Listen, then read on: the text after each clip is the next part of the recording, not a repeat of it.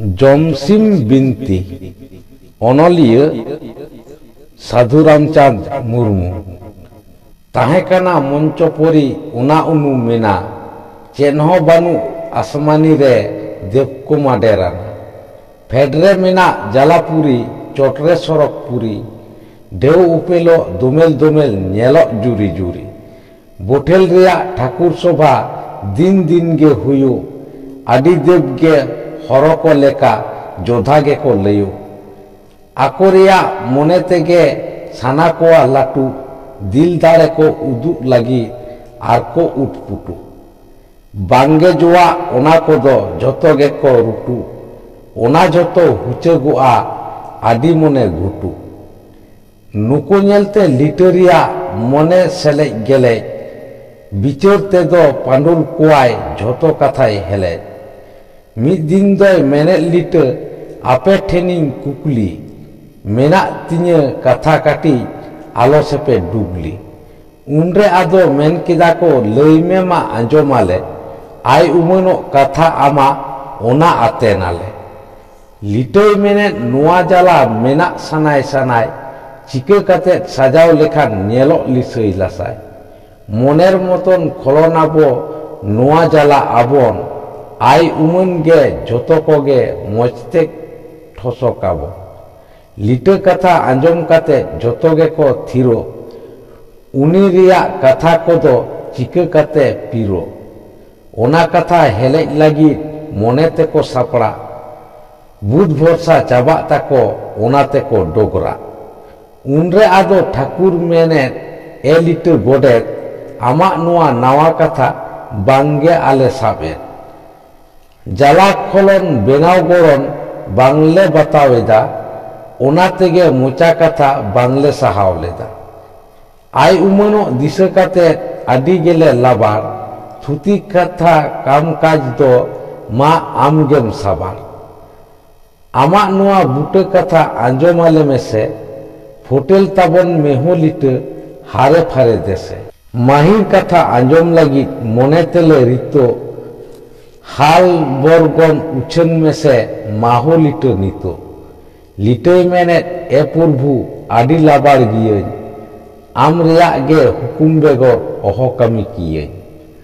आदो ठाकुर लिटे मेताय आमेम कमी ओका झोतोरे गे इंग मिने냐 आम सोहर लेका ठाकुर रिया सोवाल तेगे न्यामाय लिटे सहिस देश तालारे कमी उदु बारती तायाय हुदिस ठाकुर रिया हास खाना रे गेले सिरम सेदाय ओना रिया इतो पारचाव दा तालारे नापाय ओना सिरम आतु काते जोला रेगे बाहा हेलेज काते ओना बाहाय आगुई ओना जोहा हेलेज आगु काते लिटे आदय दुरुब धियान सेटेरा दे जतो बुटे भांगन बियान गिया मन मजते ठसो काते लिटोय बुरुन बारन निखुत किदाय सानाम तेगे नुकिन रिया गिया बेनाव लेकिन चेड़े लिटे सिरम गेले खुना आदि कारिगोलाय लिटे आकिलानाय नुमा ओना जोहा दा रे लिटे आर बेनाव कोआय उनको जतो गोंघा रकोय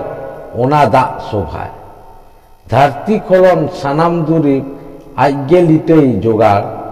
बेनाव कोआय हाकु काटकम इचे तायान मागार उनको बेनाव काते लिटे ठाकुर ठेने सेनेन जीवी खर्चा करते लिटे आया मने केडे कामी पुरो काते लिटे मने गेदोय धीरजेव आदि गेदोय तासिल लिटे नोआ कामी सिरजेव जीवी इमात किनई ठाकुर लिटे बेनाव चेड़े चेहल चेहल दा तालारे ताहेन गेरे सेरे चेड़े जीवी एसाते गे ठाकुर आदोय रस्के आया कामी उदुक काते जायजुग दोय जसका लिटोय मेने ए प्रभु जीवी इमाय कानाम भराव में आरहो उनी दाड़ान दाड़ान लगित साना आदो ठाकुर भरे एमाय जजम हंजल गंजल दा तालारे चापे काते ताहेन बियल बय सरक पाताल हरे चाला भरिंग इमाय नोआ दाग तलारे बाछाव जोंगाय हाकू काटकम तोआ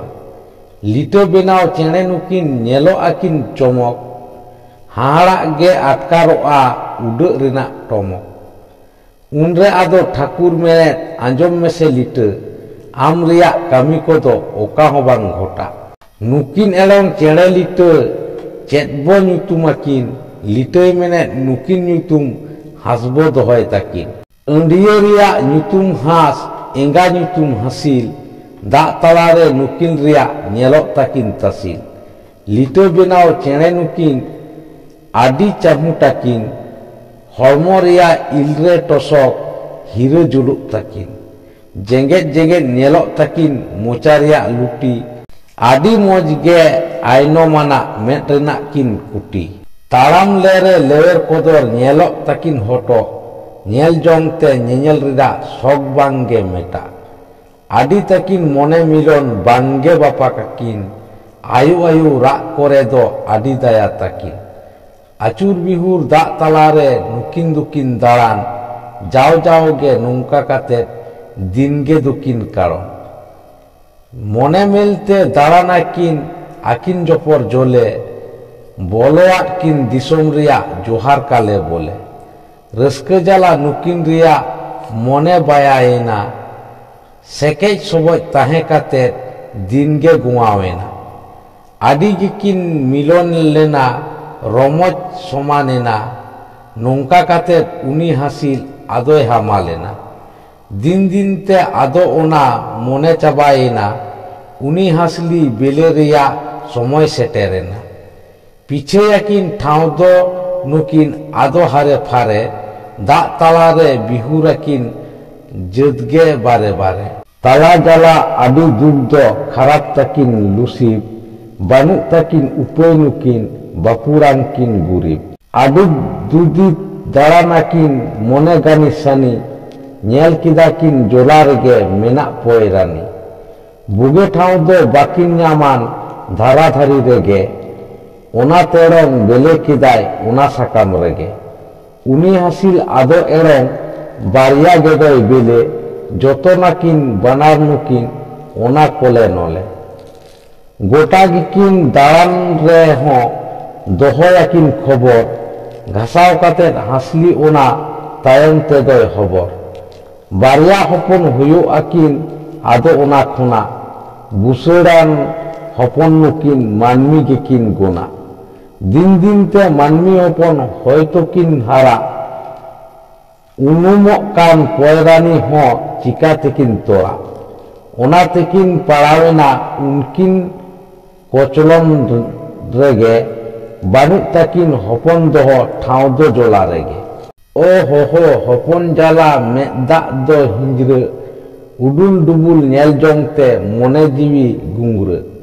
भावना बतर दुख उइहर बांगपे मने तांभा निदगे पाचे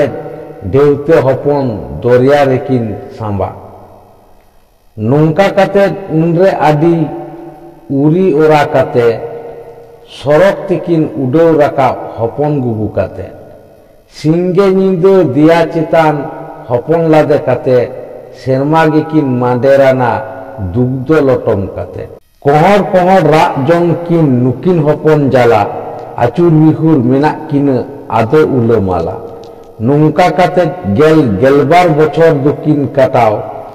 आकिन रिना नोआ दुग्ध एनहो बाकिन मेटाव रेंगेज तितांग दिया काते नुकिन दुकिन मांडेर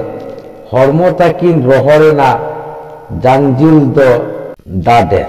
दुग नेलते आकाय कांदाय मने गेदोय हेडेज लुतुराते आंजम लेरे जीवी कोदोय हेडेज नुकिन रिया राग ताकेरो हरमो कोड़ाम ओरे थिरो कनेय रड़ दो नितो मने जीवी लाड़े दुग जालाते हासासिला रा हाय हाय जाला पुरी रे हाय हाय मानमी जानाम लेन हाय हाय मानमी जाला पुरी रे ओकारे दो आयुन दोहो किंतिंग हाय हाय जाला पुरी रे हाय हाय मानमी जाला पुरी रे।